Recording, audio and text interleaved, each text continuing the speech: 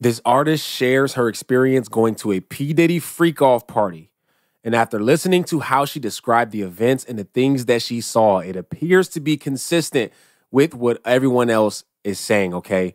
We got to hop into this video, watch it, and react to it. Before we do me a quick favor. Hit that like button for the YouTube algorithm so that this video can reach more people like yourself. I truly appreciate you guys, and if you're not already subscribed to the channel, go ahead and tap that subscribe button, and let's hop into this video right now. But we tripping out looking at everybody like they off everything smoking and jumping around like hooligans. And so I seen P. Diddy or whatever, and I seen him with the Prince. I'm not going to say what he was doing, but something really, I get real nervous. Something real crazy, because I don't like to really expose people. I could talk about me, but when it's about, like, me, my family, because it's us. But when it's other people, bro, doing something real sexual, that's all I'm going to say. So that we can see and so that we can get turned on, okay? So he's doing something with himself. And I'm like, girl, do you see him? She's like, yes. But mind you, we're screaming like, girl, do you see him? Oh my God. Because of the music. And I'm just like, whatever. Then he starts to act like really obnoxious, like, I'm the king of the world, jumping around, doing all this stuff. So I'm like, okay, that's regular P. Diddy shit. But what got me was how he walked up to me and was like, why are you not in the house? And I'm like, what do you mean? He like, how are you enjoying my house? So we had a little talk or whatever. He started talking about all these things. Oh yeah, you're the one that, you know, I seen was telling me about the Prince. He's like, oh yeah, it's very nice to meet you. Like, your life is not going to be the same. Da da da da. We started talking about going to Cuba. Are you going to Cuba with us? I'm like, what? And that's the thing. I didn't really know about this. So this is when I start asking around or whatever. I said that in the last interview. But to get to the point, I ended up going in the house because he was on me, like, go in that house. I'm like, okay. And then the person that he was dating at that time, we're not going to say her name, but we all know, she came and was like looking at him like, what are you doing? Because he was talking to me for too long. So she came to like rub on his shoulders or whatever, and he just pushed her. And I'm looking like real uncomfortable, like, oh, I know what this is about. I don't want to be in the middle of there or whatever. So that's what made me go into the house, because I'm like, okay, let me just go in the house. So I told my friend, like, wait right here, girl, let me just put on these shoes, see what this house is about. But you know when people are out of their mind, and you know when people, you know what you don't want to be a part of. And it's just like, I'm seeing stuff that you see on the movies. This corner, this got going on. This corner, they over here doing this. This corner, they over there having sex. This corner, I'm just going to say, because I don't know what I can say, because I'm not trying to be incriminating myself, but they were dressed up like little Harajuku Barbies. Like what? Little people, okay? We're not going to say what type of little people, but like a fetish. And I'm looking like, what are they doing here? She said they had little people dressed up as Barbies at this party, okay? And that's just crazy. That's insane. You can only imagine just when you got so much money, like P. Diddy type money, imagine the endless fetishes that this man could have had. And that's kind of how it is. And like, when you do things, it gets, that's why corn is so bad, because the more you watch it, the stronger your fetishes get. And then you have desires to watch things that you would normally never watch. But it's almost like you can't get enough. You always need to watch more and different things. It's very dangerous. Imagine how P. Diddy's life was, just indulging in any type of sin with no, like him never getting a no, or rarely ever getting a no. Most of the time he could have got, or he did get, whatever he wanted. But I'm just looking like maybe it's some type of production going on. But why would they be at this party at 7 o'clock in the morning with grown people? Like, why would they be here? So I just like, okay, whatever. Like, but then when I'm looking in this corner, this person laid out, and I'm looking like, what's going on? Then I'm seeing like Instagram models or whatever. I'm like, oh, hey. So I'm kind of getting distracted, feeling like kind of comfortable. Like, she's here. Oh my gosh, she's here. And then I see P. Diddy, you know, walking through the house, like with his eyes on me. Like, you know, like, is this, you know, you see, like, are you agreeing with this? And I don't. Now, mind you, I still got my friend out there. So I walked out of the house and I'm telling her, like, oh my God, bitch. Like, this nigga is, oh my God, she like, for real? But I'm just like, I'm not even tripping. Like, oh, well, like, this nigga's weird. Like, you know? So I'm really looking at the situation like, I don't even want to be involved in this type of stuff. Because once I see something, I can't get it out of my mind. And I'm like a hypochondriac. Like, I keep on having flashbacks about it. So, whatever. So, of course, I come out. And then here he goes again. And another rapper, well-known rapper, comes and starts feeling on me like, hey, you. So now it just seems like everybody is faded at this point. They're either drunk or on all the drugs, obviously, with this house music. So now I just feel like trapped in. Like, I don't like it. And I know the devil when I see it. Because by me being so spiritual and tapped in, I know when something is not right.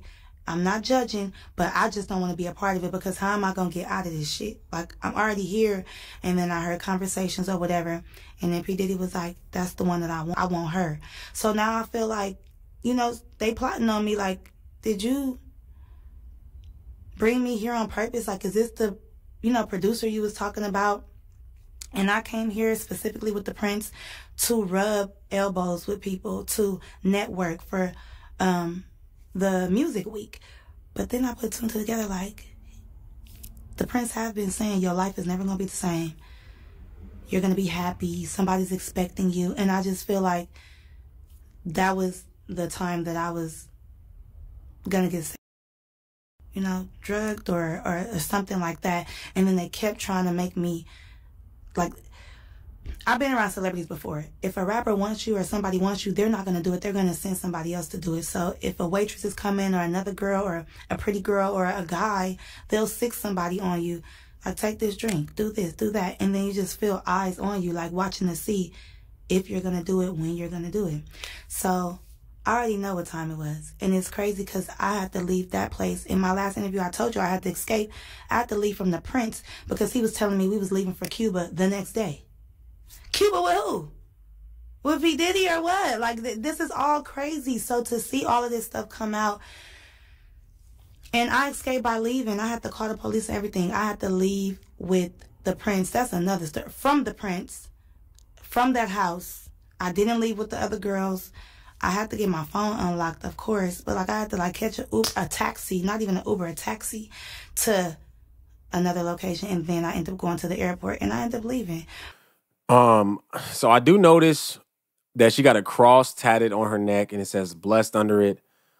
She did bring up the fact that she said she felt awkward being at the parties, and she said that she know the devil when she see him and that she's spiritual. I'm inclining to believe that her spirituality is leaning towards a Christian simply because of the cross and the blessed on her neck. And she got praying hands on her wrists, I think. It's very sad though, man, that she got to come to even soft white belly dressed like this.